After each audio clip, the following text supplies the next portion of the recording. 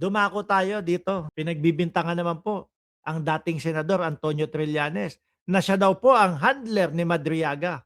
Ano po ang sagot ng dating senador diyaan? Ni dating Senador Sonny Trillanes na siya ang backer ng nagpakilalang dating bagman ni VP Sara na si Ramil Madriaga.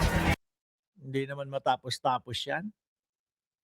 Hindi naman matapos-tapos yung mga paninira, yung kay Trillanes. Ginigiba po kasi nila si Trillanes, mga kababayan. Unang-una, para ma-discredit po doon sa ICC, no? O yung ICC. Una ang ginawa, sinabi ng mga 18 marites, si Trillanes daw po ay nakaka-receive ng pera at ibinabayad doon daw po sa ICC para manatili daw po ang dating Pangulong Duterte doon sa loob. Ngayon naman, ito naman ang sinasabi nila, si ano naman daw po, si Trillanes ang backer o kapit o nagpupursige dito kay Ramil Madriaga.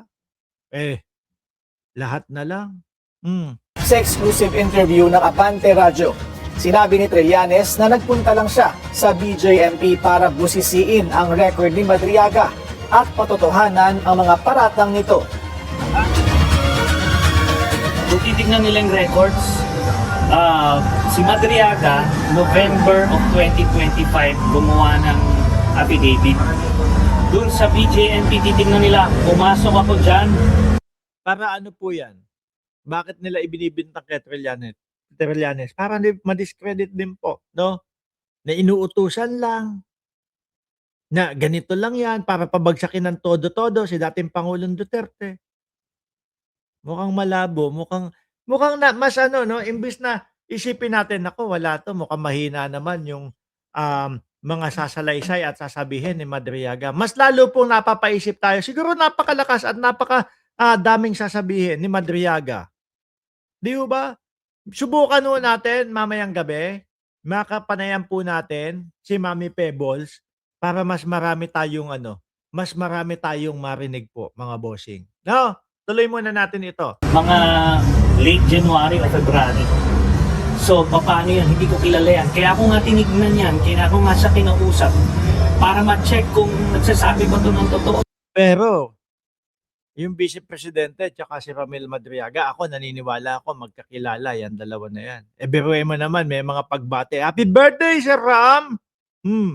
Tsaka yung mga video na talagang, kapag ka narinig mo yung pagbate o yung pagtawag ng Vice Presidente kay Ramil Madriaga, alam mo na close sila. Sabi ni Max Sadya, di nila kaya si Trillanes kahit 18 marites pa, isama pa ang si Depensor nila malabong mabangga. Nawala ang pagka-attorney ni Guanzon. Ulats din ho yan, mga kababayan, sa 2028. Naku, wala. Frustrated na magkaroon ng posisyon.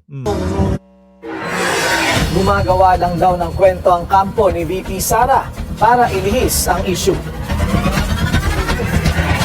Oo.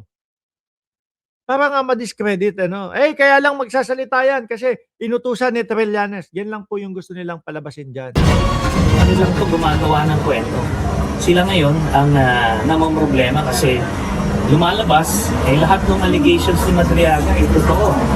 So, ganun yan. At yung mga ganyan testigo, hindi mo yan pwedeng i-coach, hindi mo pwedeng turuan yan. Kasi pagka cross-examine yan sa trial, kung hindi totoo yung hawak niya, mamimilipit yan. So, kagaya nung 18 marites, mga kababayan, alam natin na hindi totoo yung mga pinagsasasabi. 'Di ba? Alam natin na walang kakwenta-kwenta yung mga pinagsasasabi po, mga bossing. 'Di ba?